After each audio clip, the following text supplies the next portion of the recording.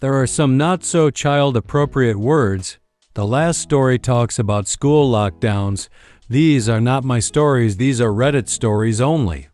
Not really the craziest, but this my absolute favorite story in the world, and it's 100% true.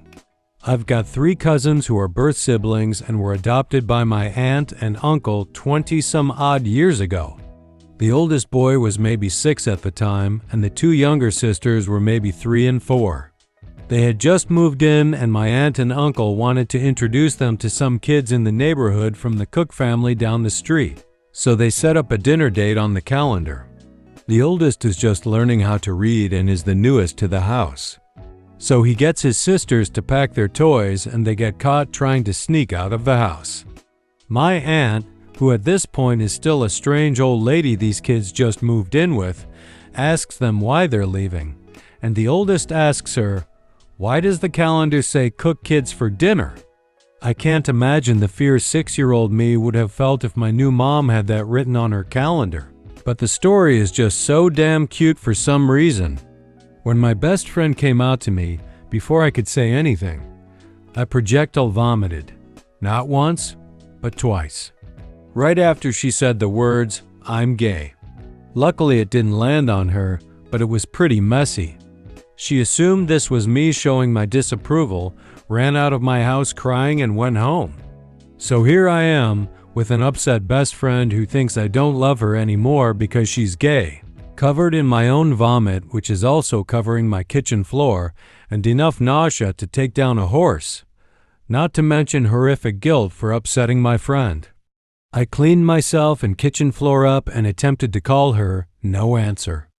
I took some nausea medication and took a nap to see if the nausea would subside. I wake up 12 hours later, and you guessed it, covered in my own vomit. Again. I went to the doctor and apparently had a really severe stomach virus. She prescribed me some meds and I was fine. I called my best friend again and she finally answered. I explained to her that I was totally fine with her being gay and was 100% supportive of her. I explained the stomach virus situation and told her I had directions on how to take care of myself to prove it. 2 years later, we're still best friends, and now we love to laugh about my projectile vomiting. In 9th grade, I went to a charter school and would go back to my base school at the end of the day for band. My dad was a teacher at the base school. One day, we went on lockdown at the charter school when I was supposed to be leaving for band. They wouldn't tell us what was going on, and we found out from the news. Someone had put pictures of them cleaning their guns on their Snapchat story, and the caption was like, "Fuck it, insert name, BC of her, you all finna die, school name, watch out." Then that day someone actually shot at a bus at the other base school in the county. We found this out from the news and it was very vague. Still nobody would tell us what was going on. I was really worried about my dad because the main threat was to my base school where he taught. I tried to text him, but the service there is absolute ass, so usually he can't get my texts there. Eventually, they let us on the bus to the base school and put us on lockdown in the gym. I have no clue why now because they didn't have any new information or anything, but yet they moved us from the one place that wasn't threatened to the place that someone was threatening to shoot up. They moved us into a possibly extremely dangerous situation. I mean, a bus had already been shot at that day, for God's sake.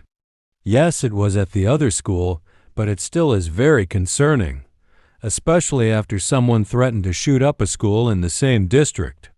We were in lockdown for about an hour until they let us out. The school still never told us, the students, anything. Everyone had to find out from the news and such.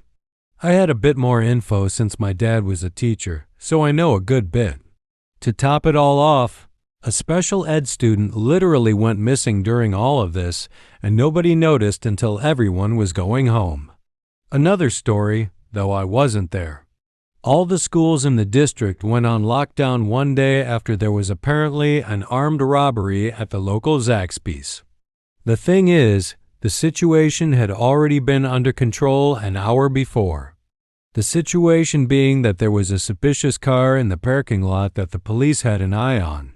But within an hour, It was going around Facebook that there was an armed robbery there.